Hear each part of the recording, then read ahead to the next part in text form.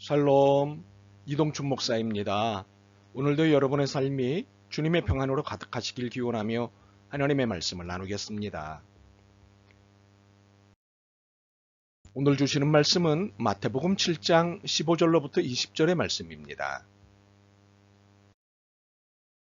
거짓 선지자들을 삼가라.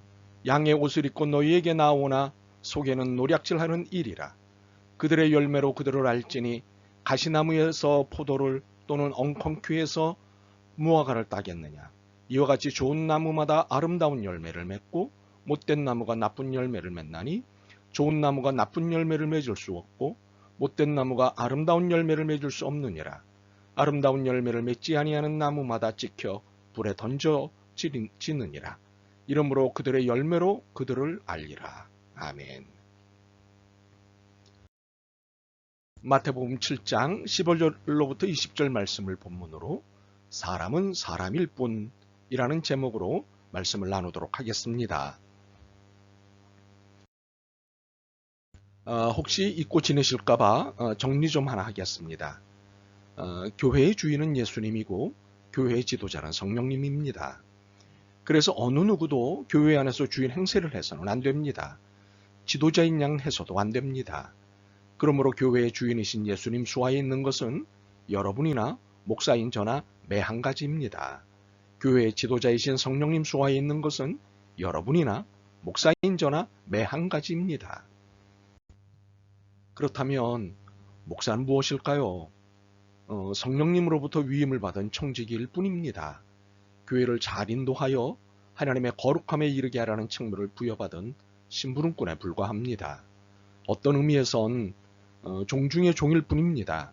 그런데 여러분이 목사를 종이 아닌 상전처럼 대해 주시고 존중해 주시니 참으로 감사할 따름입니다. 이렇게 여러분의 사랑을 받는 저는 오늘 목사를 의심하라. 목사도 사람이다. 는 말씀을 하려고 합니다. 왜 이런 성일교를 하려는 것일까요? 오늘의 말씀이 이를 요구하고 있기 때문입니다. 더욱이 이런 추동을 하는 보다 근본적인 이유는 목사들이 잘못하고 있기 때문입니다. 그런데 사실 목사를 의심하라, 목사도 사람이다 는 말은 시대의 지도자들도 의심하라, 그들도 사람이다. 신학자들, 예언자도 의심하라, 그들도 사람이다 는 말을 포함하고 있습니다. 이들도 하나님의 위임을 받은 지도자들입니다. 그런데 이들이 의심스러운 일들을 하고 있습니다. 그러므로 오늘의 설교는 이 하수상한 시절에 조국의 장래를 생각하며 나누는 말씀입니다. 예수님은 우리에게 분명히 목사, 지도자, 신학자를 삼가라고 말씀하십니다. 삼가라는 말은 영어로 watch out, 조심하라는 말씀입니다. 왜 그들을 조심하라고 하시는 것일까요? 그들 중에 거짓 목사, 거짓 지도자, 거짓 신학자들이 있기 때문입니다. 모두가 존경받고 신뢰받아야 할 사람들이지만 이들 중에는 거짓 사람들이 있습니다. 바로 이들을 조심하라고 하시는 것입니다. 그렇다면 이들이 어떤 짓을 하기에 조심하라고 하시는 것일까요? 15절입니다. 누략질하기 때문입니다. 누략질이란 자신의 욕심을 위해 상대방의 것을 강제로 빼앗는 행위입니다. 상대방에 대한 배려나 아량은 없습니다. 오직 자신의 욕망만이 중요할 뿐입니다. 이런 욕망으로 이들이 누략질하는 것은 무엇일까요? 진실과 사실입니다. 진실과 사실을 왜곡하여 자신에게 유리한 상황을 만듭니다. 대표적인 것이 역사 왜곡이고 진리 왜곡입니다. 예컨대 일제에 부역한 이들이 해방이 되자 애국지사로 탈바꿈하여 나라를 휘젓고 다니고 있고 애국지사들을 민족의 반역죄로 몰아 조국의 공간으로부터 내쫓는 기이한 일들이 벌어졌지 않습니까? 이처럼 노략질을 목적으로 삼고 있는 이들을 조심하라는 것은 당연한 조언입니다. 그러나 단순히 조심할 수 있는 것이 아니기 때문에 오늘의 말씀에 올라온 것입니다. 즉 이들 거짓 목사, 거짓 신학자, 거짓 지도자들의 겉은 신실한 표정을 짓고 제법 웃어대기 때문에 이런 것만 보고는 속을 수밖에 없습니다. 그러므로 조심해야 하는 것입니다. 그러면 어떻게 조심해야 할까요? 양인지 양의 탈을 썼는지를 살펴보는 것입니다. 즉 그들의 표정이 순수한 것인지 억지인지 그들의 웃음이 진실한지 위장인지를 살펴보는 것입니다. 만약 표정과 웃음의 순수함과 진정성이 없다면 이들은 거짓 사람들입니다. 사실 이것을 구분한다는 것도 쉽지는 않습니다. 그래서 대개가 시간이 필요합니다. 시간이 진실을 말해주기 때문입니다. 예수님은 이를 이렇게 설명하셨습니다. 16절에서 18절을 표준 세번역으로 읽겠습니다. 너희는 그 열매로 그들을 알아야 한다. 가시나무에서 어떻게 포도를 따며 엉겅퀴에서 어떻게 무화과를 따겠느냐. 이와 같이 좋은 나무는 좋은 열매를 맺고 나쁜 나무는 나쁜 열매를 맺는다. 좋은 나무가 나쁜 열매를 맺을 수 없고 나쁜 나무가 좋은 열매를 맺을 수 없다. 이렇게 열매로 진실을 알 수 있습니다. 그런데 열매는 시간을 필요로 합니다. 1년 혹은 수년이라는 시간이 필요합니다.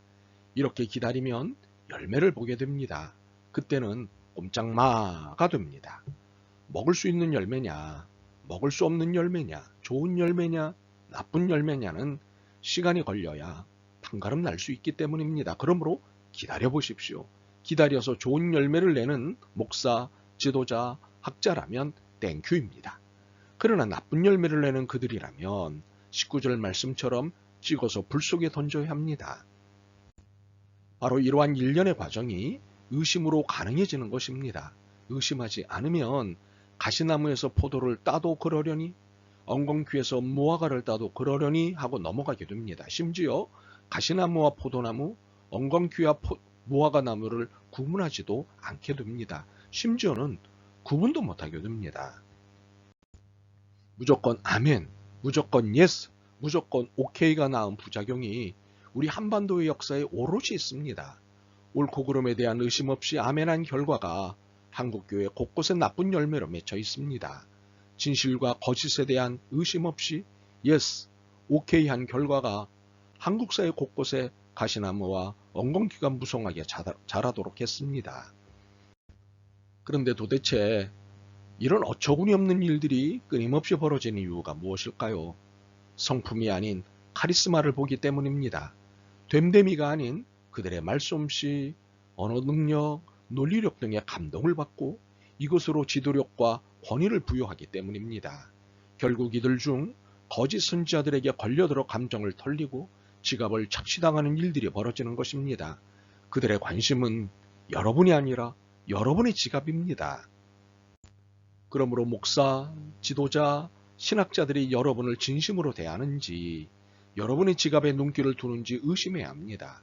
의심하고 또 의심해야 합니다. 그리고 저를 포함한 모든 목사, 지도자, 학자들은 의심받고 또 의심받아야 합니다. 이것이 예수님께서 여러분에게 명령하신 말씀입니다. 다시 강조하겠습니다. 그들의 말과 행동, 모든 것을 의심하십시오. 그들이 사명을 다하는 그날까지 의심하십시오. 조심하십시오. 삼가십시오. 그래야 여러분도 살고 그들도 살 수 있습니다. 어느 누구도 봐주지 마십시오. 예외는 없습니다. 현재 존경을 받고 있는 사람조차도 조심해야 합니다. 이들 중에 한 방에 훅 갈 사람이 있습니다. 신앙인에게는 우상이 있어서는 안 되고 우상 자체가 필요 없습니다. 하나님만 섬기는 사람들이기 때문입니다.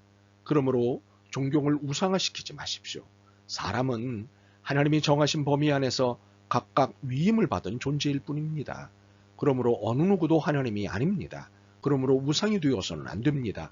모두가 같은 인간, 불완전한 존재로서의 인간일 뿐입니다. 그러므로 아무리 신실한 사람이라도 살아있는 동안에는 대단한 사람인 양 추앙하지 마십시오. 그가 죽은 다음 모든 것이 다 점검되고 나서 추앙하고 존경하십시오. 살아있는 동안에는 좋은 관심을 갖고 존중하십시오. 우상을 만드는 것은 안 됩니다. 물론 그가 죽어서도 우상화는 안 됩니다.